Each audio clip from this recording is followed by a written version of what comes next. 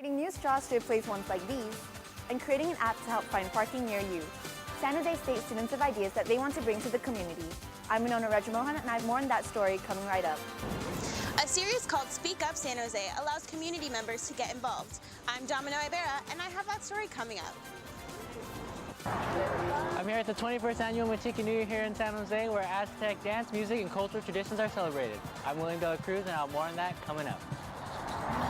From the School of Journalism and Mass Communications at San Jose State University, your source for what's happening with a fresh perspective on today's issues.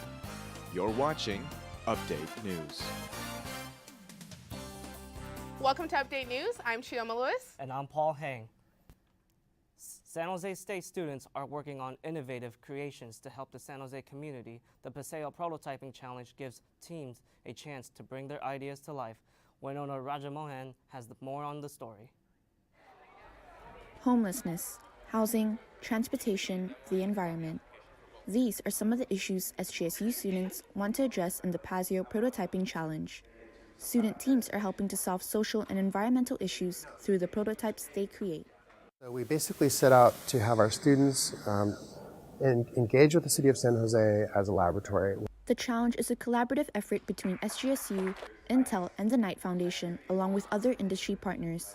The top 3 teams will win more than $10,000 in scholarships. This 4 to 6 month period of intensive development is divided into different deadlines. This second milestone event was held March 8th at the MLK Library. The fact that they have deadlines for us and that we have to be at a certain place at each time is extremely helpful instead of us being lost. Kyler Sutherland is part of a group creating environmentally friendly straws. Members hope to improve on their first prototype made with pasta to replace straws in boba shops. Steve Suarez helped create SpotMe, a mobile app that was launched for a test run this week. So basically, SpotMe is a parking app that tells you where parking is available in real time.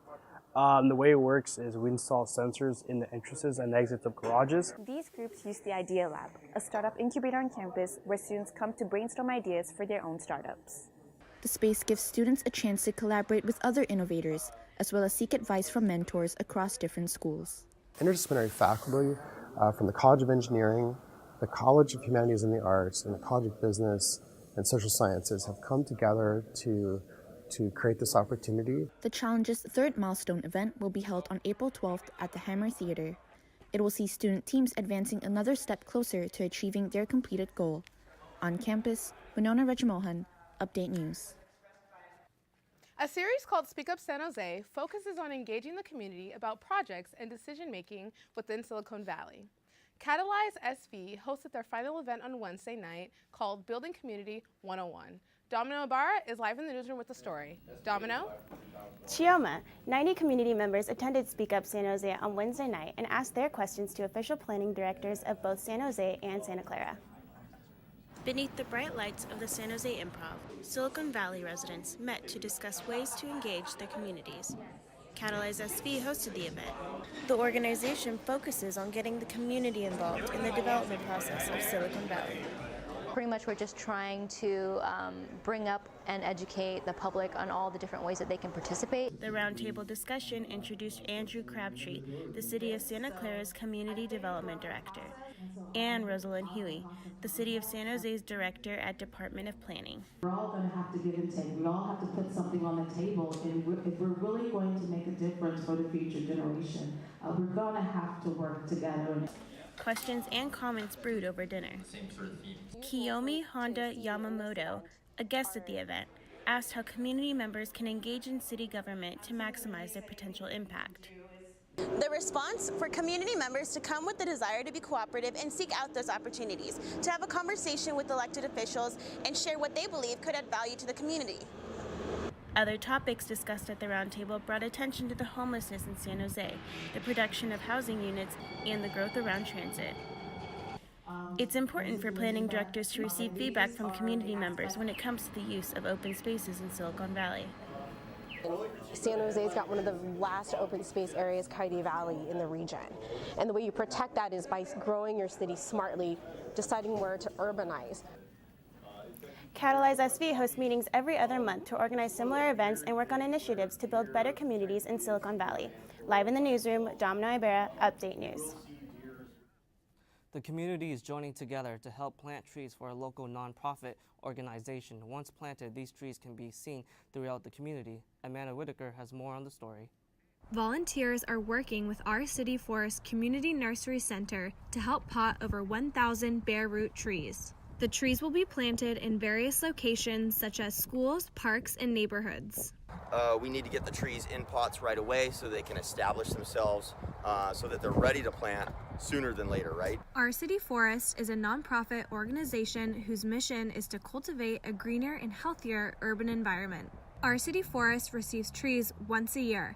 This shipment fulfills a year's worth of stock for the nursery. These trees could be going to a residence. They could also be going to a place of business, and they can be also planted on the street. Prescott says volunteers are needed to keep up with the large shipment of trees. This year, the group received approximately 1,600 trees, which is larger than their usual shipments of around 1,200. Our City Forest has been greening the Silicon Valley since 1994. Their community nursery is home to thousands of tree, shrub, and grass species. Prescott says volunteers play a big role in greening our city streets. The trees we see around the city are planted with care by our own community members. I love planting trees, and I love environments. I love all the activities that I do with a lot of my colleagues, so I just decided to come here. Our City Forest Community Nursery is open to the public Thursday through Saturday, 9 a.m. to noon. People can continue to volunteer to plant the bare root trees until Saturday, March 16th. In San Jose, Amanda Whitaker, Update News. San Jose city officials are looking to expand a popular program that gives the city's homeless population a place to park at night. The zoning ordinance passed in late February is expanding on a pilot program that allows homeless to park their vehicles overnight in designated areas. The new change is this is a different from a pilot program that the city contracted through organization. What we know ends homelessness is housing, right? So for example, at San Jose State, for students that we know are homeless there, San Jose State could, because of the ordinance that we passed, San Jose State could open up a safe parking program immediately. Last week, the university rejected a list of demands proposed by the Student Homeless Alliance. The demands seek to provide homeless SJSU students with parking spaces, beds available in dorms, and a one-time emergency grant of $2,500. When students enter the new Recreation and Aquatic Center this spring, they won't have to worry about having their ID cards. Staff at the new center say students will scan their hands to gain entry. The scanner will register the size of students' hands rather than their fingerprints. Students can now get their hands registered ahead of the opening. The registration takes place in the Student Union, CV2 dorm, and Sports Club. Instead of scanning your tower ID, you actually go up and scan your hand. It's much quicker than a tower ID. It's also helpful for the students and patrons because they don't have to carry around their student ID. They could just bring their hand, which they already have with them. Spartan Recreation personnel say they hope that early registration will speed up the process before the center opens. The center has been under construction since 2016 and will feature a 1/8 mile indoor track, rock climbing wall, and 2 pools for laps and leisure. Properly filing your taxes can be a daunting task, but with the help of tax aid, it can be a seamless process. A nonprofit organization that offers tax return preparation was at the King Library last Saturday. They helped people with incomes of $55,000 or less file their taxes. Jasmine Strachan has the story. A volunteer group of about 20 people was busy logging numbers, reviewing tax documents, and filing returns on Saturday. This nonprofit organization, sponsored by the Sobrato Foundation, offers this service for free throughout the tax filing season for low-income Bay Area residents. Volunteers include SJSU accounting professor Carolyn Chin. It's probably the very essence of my core to provide service to the community, and I love being able to provide service that my expertise is in. Every spring semester, Chin offers extra credit to her students so they can directly apply the material they are learning in class. They see how taxes affect them, the people around them, and everyday life. Student volunteer Palak Shaw says she enjoys helping others and it helps her career. a lot more more detailed, so I kind of understand more of what goes into the files, and getting a bigger understanding of it lets me know, in the future, if I ever have to come across our taxes, I don't think it's going to be that big a deal for me.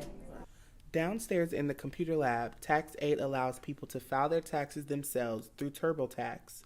Site manager Marty Evans says helping people to financially benefit from their taxes is a gratifying experience. I really am inspired by and enthused by the opportunity to make something that's typically pretty scary much more accessible. Tax8 will be hosting 2 more free sessions here at the King Library up until the end of filing season, which is April 15th. In San Jose, Jasmine Strachan, Update News. The Andaki Spartan Resource Center has a new, albeit temporary, home in Clark Hall. The program serves over 100 students. Lucy Serrato-Lager is the Director of Financial Aid and Scholarships. She says since the opening of the center, students feel more comfortable finding resources and connecting with other people on campus. I think that it's increased the confidence of students, and now that they have a place to go to, I feel that they're more comfortable going, having a location to go to find resources around campus. Those who work in the center hope they will soon find a permanent home on campus and continue growing. Advertising students returned last week from their annual trip to New York City. The Spartan Advertising Club makes the trip to the Windy City so that students can see what careers in the advertising industry are like by visiting the offices of advertising agencies. While there, students also take in the sights. You can invite people into the classroom, you can even go and visit agencies locally, but New York City is still the heart of the advertising industry in this country, and what you're getting there for an intense 4 days, effectively, that we're there is an immersion into the culture of the advertising world that you can't really get from the classroom. This was the 3rd time that the Spartan Ad Club has made this trip. Students in the club also participate in advertising competitions. When we come back, Amanda Whitaker will be here with a look at arts and entertainment. Thousands gathered in San Jose to celebrate the Aztec New Year. Local hip-hop artist Ziggy is on the verge of dropping his new album, Schedule.